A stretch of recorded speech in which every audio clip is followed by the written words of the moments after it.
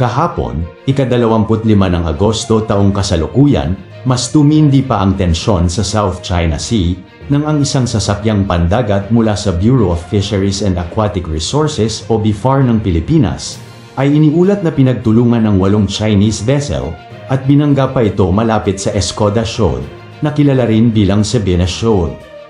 Ang insidenteng ito, na kinasasangkutan ng mga agresibong maniobra ng Chinese military at Coast Guard, ay binibigyang diin ang nagpapatuloy na mga alitan sa karagatan sa pagitan ng Pilipinas at China sa estratehikong mahalagang rehiyong ito.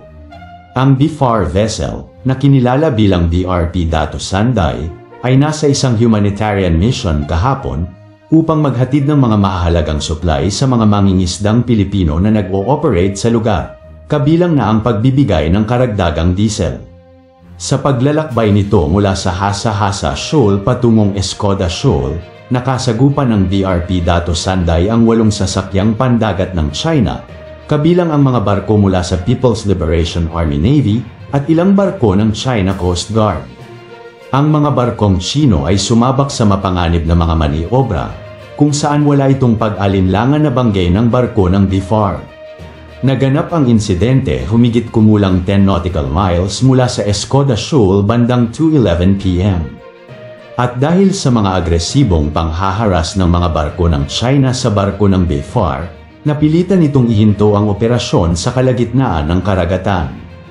kung saan kinundena ng National Task Force on the West Philippine Sea ang mga pagkilos na ito ng China na binansagan ng mga ito bilang hindi propesyonal, agresibo, at ilegal na mga hakbang. Binigyang diin nila na ang mga maniobra ng Chinese vessels ay naglalayong pigilan ang paghahatid ng mahalagang supply, tulad ng pagkain, diesel, at tulong medikal sa mga lokal na mangingisda. Bilang tugon sa insidente, inulit ng gobyerno ng Pilipinas ang pangako nitong pangalagaan ang mga karapatan sa teritoryo at nanawagan sa China na itigil na ang mga agresibong aksyon nito sa rehiyon. Ibinasura na rin ng Task Force on the West Philippine Sea ang mga pahayag ng mga Chino na kung saan ang barko di umano ng BFAR ay iligal na pumasok sa karagatan ng China, subalit pinasisinungalingan ito ng Pilipinas at iginiit na ang insidente ay nangyari sa loob ng Exclusive Economic Zone ng Pilipinas. Hinimok nila ang China na sumunod sa internasyonal na batas, partikular na ang pagsunod sa batas ng United Nations Convention on the Law of the Sea o UNCLOS, at ang 2016 Arbitral Award na sumusuporta sa pag-angkin ng Pilipinas sa West Philippine Sea. Pero matigas ang ulo ng China at hindi kailanman nila susundin ang inilabas na batas ng United Nations sa karagatan na nasasakupan ng Pilipinas. Ang paghaharap na ito ay bahagi ng mas malaking pattern ng tumitinding tensyon sa pagitan ng Pilipinas at China sa South China Sea, kung saan itong mga nakaraang linggo, maraming insidente ng panliligalig na kinasasangkutan ng mga sasakyang panghimpapawid ng militar ng China at mga sasakyang pandagat na nagtatarget sa mga barko ng Pilipinas.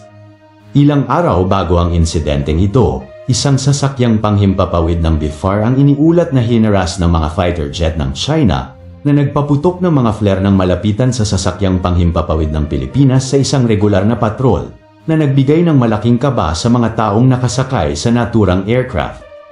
Dahil sa mga kaganapang ito, patuloy na inaakusahan ng Pilipinas ang China na gumagamit ng mga agresibong taktika upang igiit ang mga pag-angkin nito sa halos buong South China Sea sa kabila ng mga internasyonal na desisyon na tumatanggi sa mga claim na ito ng China. Ang patuloy na mga konfrontasyon ay nagdulot ng mga alalahanin tungkol sa potensyal na tunggalian sa rehiyon, partikular na ang US, kung saan ay nagpahayag ito ng pangako na suportahan ang Pilipinas sa pagpapanatili ng kalayaan sa paglalayag at pagtataguyod ng internasyonal na batas. Nakiisa rin ang Estados Unidos sa Pilipinas sa pagkondena sa mga agresibong aksyon ng mga sasakyang pandagat ng China na bumangga sa isang barko ng BFAR,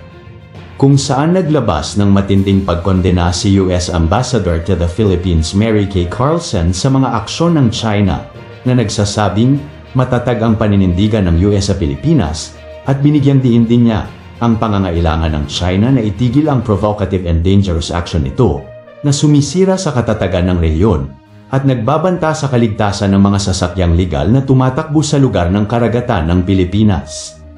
Ang pahayag ni Carlson ay inulit ang pangako ng US na suportahan ang kaalyado nito sa kasunduan ng Pilipinas sa pagpapanatili ng mga karapatan nito sa loob ng eksklusibong sonang pang-ekonomiya ng maharlikang bansa.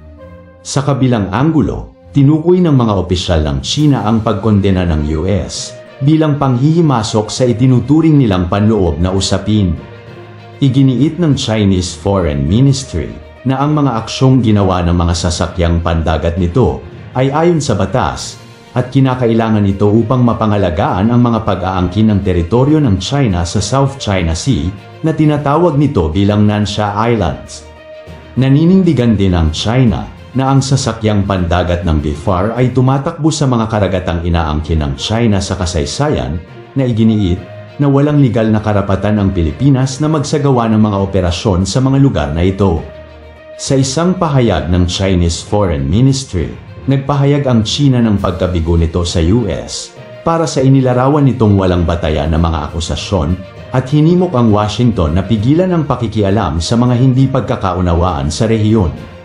Binigyang diin ng tagapagsalita ng Chinese Foreign Ministry na ang China ay patuloy na magsasagawa ng mga kinakailangang hakbang upang maprotektahan ang soberanya at karapatang pandagat nito, na nagbabala na ang anumang sabuatan sa pagitan ng Pilipinas at sa mga panlabas na puwersa ay sasagutin ng may matatag na tugon mula sa militar ng China.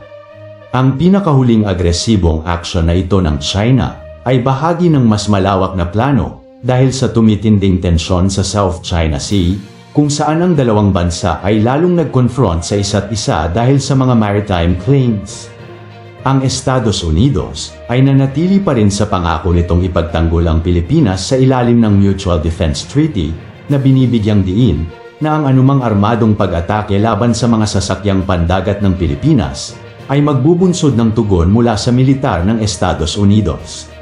Ang sitwasyon ngayon ay mas naging komplikado kung saan sa pamamagitan ng paglahok ng ibang mga bansa, kabilang ang Japan, France at Germany, na nagpahayag din ng mga alalahanin sa mga agresibong aksyon ng China sa South China Sea.